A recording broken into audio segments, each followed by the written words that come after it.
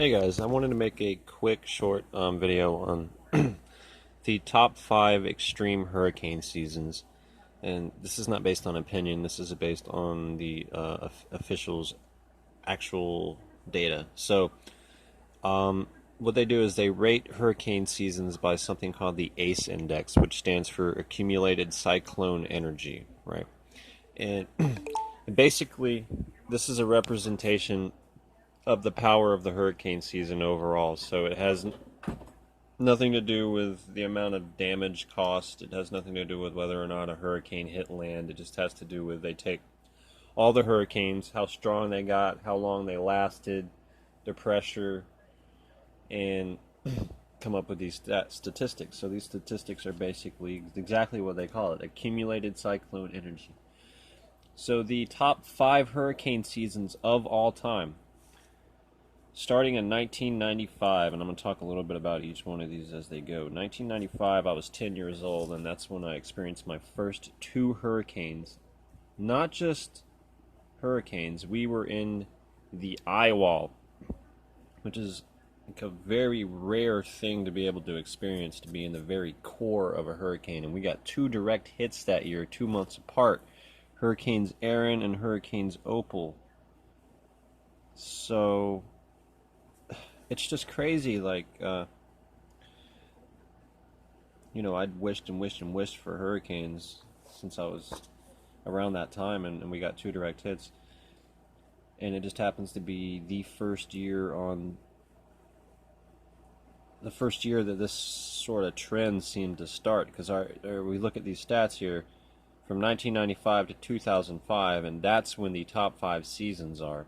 So real quickly to go over them, we have the 1995 season, the 1998 season, the 1999 season, 2004, and 2005. Those are the top 5 extreme hurricane seasons on record based on accumulated cyclone energy. So 1995 had an ACE index of 227. Now, 1998. By the way, every single one of these years, we got hit by a hurricane except for 1999 that I'm aware of. So 1998 had an ACE index of 182. And that was the year we got impacts from Hurricane Danny and Hurricanes George. Not direct impacts, but we were in them nonetheless. 1997, ACE index of 177. 2004, a year of Hurricane Ivan, which we were 45 miles from the eye wall. It was still a massive major hurricane, so, we had gusts over 100 and winds of around major hurricane strength, but we weren't exactly in the core, and we got some hellacious storm surge. But Ivan was a very, very, very impressive storm. It was a lot like Opal, but it'll never be mean as much to me as Opal. Opal was like one of my favorite hurricanes. And then, so 2004 season had an ACE index of 227. So 2004 and 1995 are tied. 2005 was the first one to break a record. That was the year we got a direct hit from the core of Hurricane Dennis, which was another major hurricane. So I think that this top 5 extreme hurricane seasons thing shows a trend. It shows that starting in 1995 and then carrying on from there, the intensity of hurricane seasons generally were record breaking, because these stats go way back. I mean, it's saying that starting from 1995 through 2005, we've had the top 5 extreme hurricane seasons, but this is based off of a very epic amount of historical data. So this is a recent trend.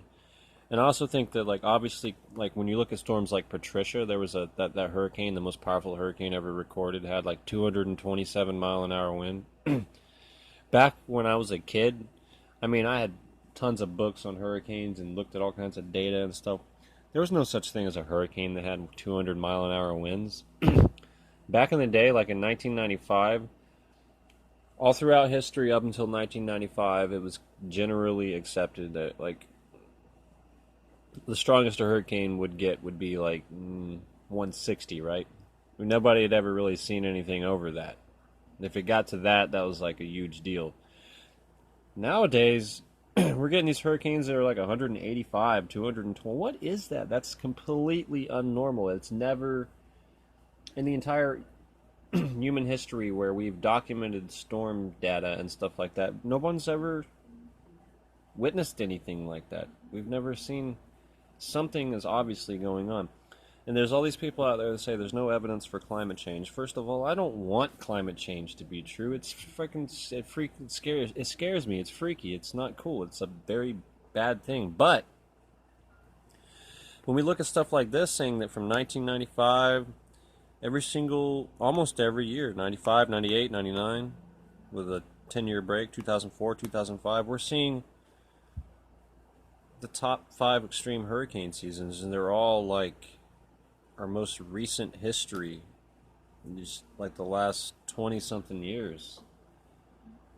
And I think that speaks volumes.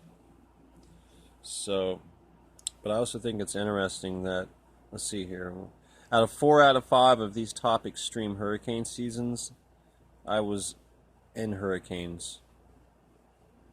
So let's see, from the season, so let's see, Aaron. Wow, yeah, every hurricane that I've ever been in was in these years. 1995, 1998, 2004, 2005. In terms of like direct hit or close to direct hit.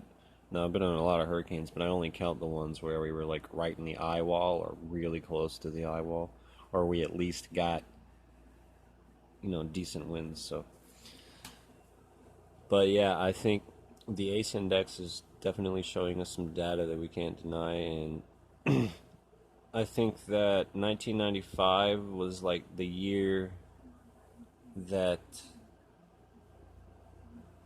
um, the year that things changed. Like, I think the last official, legitimate, ordinary hurricanes and stuff like that were here in 1995, and I think that everything after that, especially when you get up to 2004 and 2005, I think that those hurricane seasons were a product of climate change. Now, when I say climate change, doesn't necessarily mean global warming, doesn't necessarily mean global cooling. It just means that something is changing. I don't know if it's permanent, I don't know if it's temporary, I don't know if it's a cycle.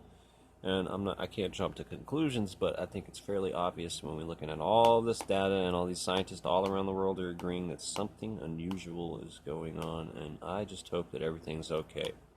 I want to encourage everybody to plant some plants, give back to the biosphere, recycle, you know what I'm saying? Take care of your planet. Maybe don't run your air conditioner unless you have to or something, cut back on the heater, you know what I'm saying? Because when we putting all think about air conditioners. They put cool air out one end and then they put warm air out the other end. Well, that's 2 different opposing temperatures, air temperatures, and they don't just disappear. They go into the atmosphere.